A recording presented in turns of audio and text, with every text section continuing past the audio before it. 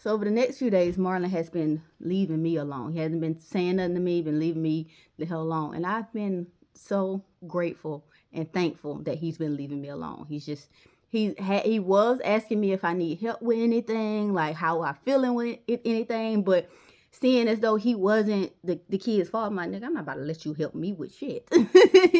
Leave me the fuck alone. Like I'm not.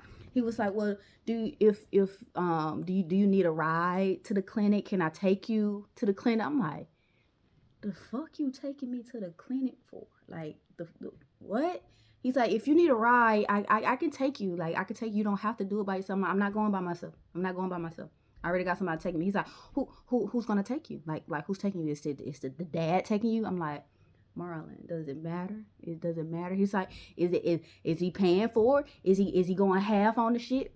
I'm just like, Marlon, does it matter? Why are you asking me all these questions? He's like, cause I can. If you need help paying for it, I can help you pay for it. I can take you and I can help you pay for it. And I'm like, how you gonna help me pay for shit and you ain't even paid the rent yet and we in the middle of February? Like, I'm like, Marlon, it's cool. It's fine. He's like, oh well, I mean, I know you probably got it. Have you gotten your income tax yet? I'm like, why you keep asking about my income tax? Because I already told you that once I get my income tax, I am literally moving out of here. I'm using that to move out of here. I'm not using that to help you in no way, shape, or form. I'm moving the fuck out. Okay? So why you keep asking about my income tax? He's like, well, it's nothing. No, don't worry about it, Key. Don't worry about it, Key. I just hope you feel better. I hope you feel better. Here, I bought you some chocolate. And he gave me the Ferrero Rochers. Y'all know that's my favorite. The Ferrero Rochers. Those are my favorite chocolates. It is. He gave me the Ferrero Rochers and the Hershey with almonds. Those are my two favorite. He brought those in, and I'm just like, thank you. And then he walked out, and I looked at that shit. I'm just like, it's my favorite. I'm gonna save it for later. But I can't eat this shit now because this baby don't like fucking chocolate. Because fucking music don't really like fucking chocolate. So it's like, the fuck? No. I'm going to eat this shit and I'm going to be upset when I start throwing up. So I'm like, nah, I already know. I done tested my limits when it comes to this child in here. I already tried it. I can't eat none of my favorites. I can only eat music favorites. So it's stupid. It's stupid. So next couple of days, the weekend go by.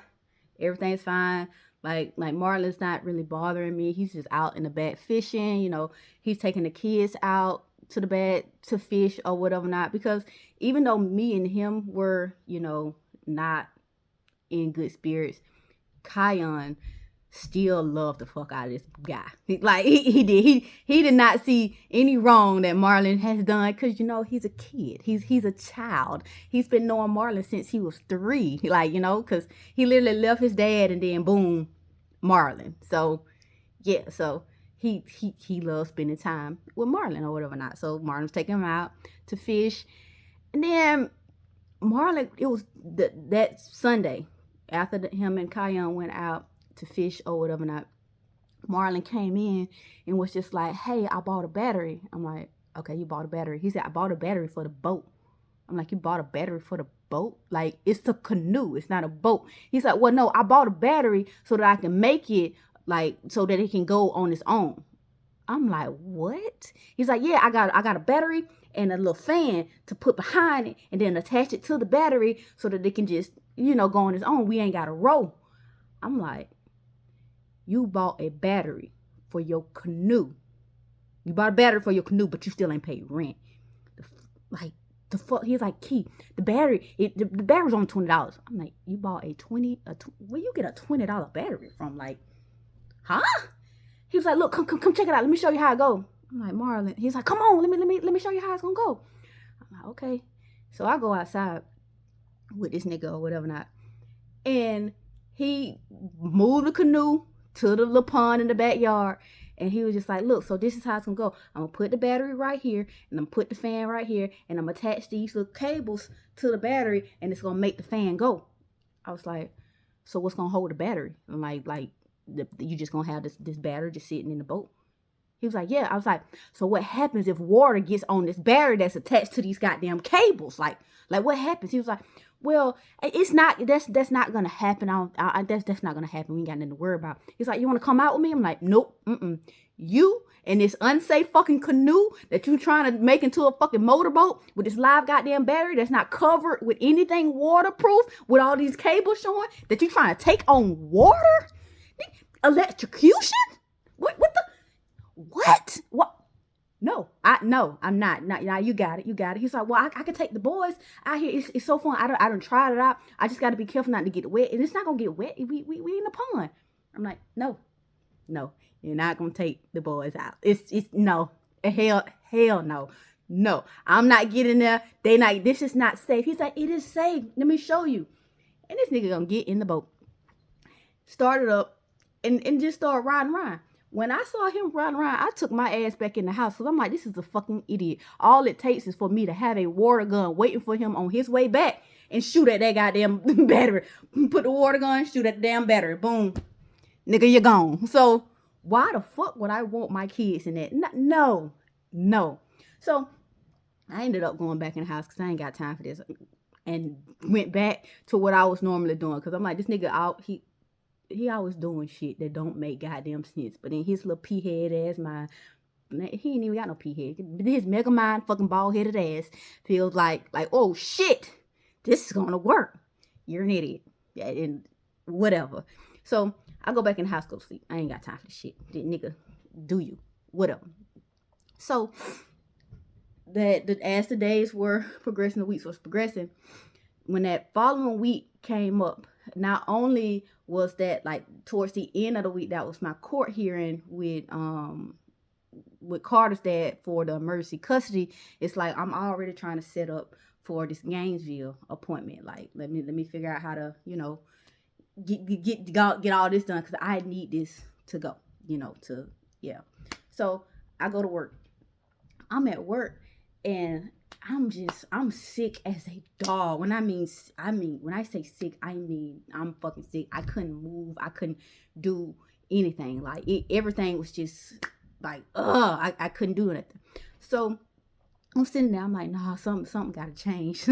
I have to do something. Like I can't keep being this sick. Like I can't. Like I don't want to do this. And to me, I felt like the more I sat up there and the more that this baby was growing in me, the more I was going to start to get attached. Because anytime that music was around me, all those feelings of the nauseousness and me not being able to sleep and me being irritated, all that shit disappeared the moment that he gave me a hug.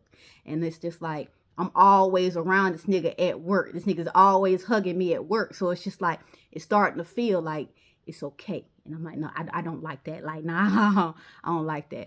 So I'm sitting in my office and I'm just like, I got to do something. Check my account. My income tax hit. And I'm just like, yes. I can move the fuck out this nigga house. I'm about to get this procedure done out the way. Like, yes, like this is what the fuck I needed. I was so damn happy. So as I'm sitting there, I'm like, let me see if I can call around to see if I can get, a quicker appointment somewhere. Cause I'm like, I cannot keep doing this. I can't. So I ended up calling another clinic in Gainesville and they had appointments that next day. Like the very next day.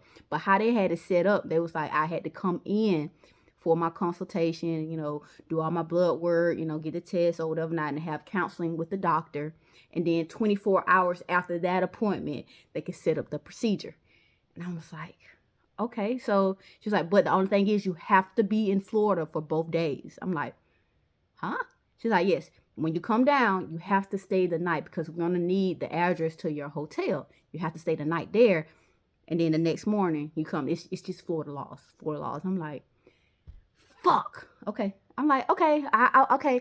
But tomorrow, right? Tomorrow? She's like, yes, tomorrow. Can you come in tomorrow at 10 o'clock? I'm like, tomorrow at 10 o'clock. I can do tomorrow at 10 o'clock. Got off the phone with her.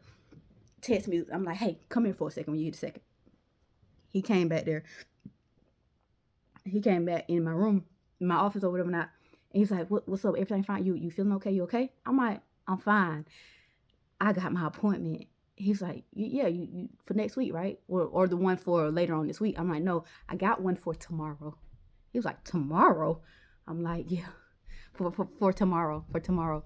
He was like, to, to tomorrow? You sure? You sure?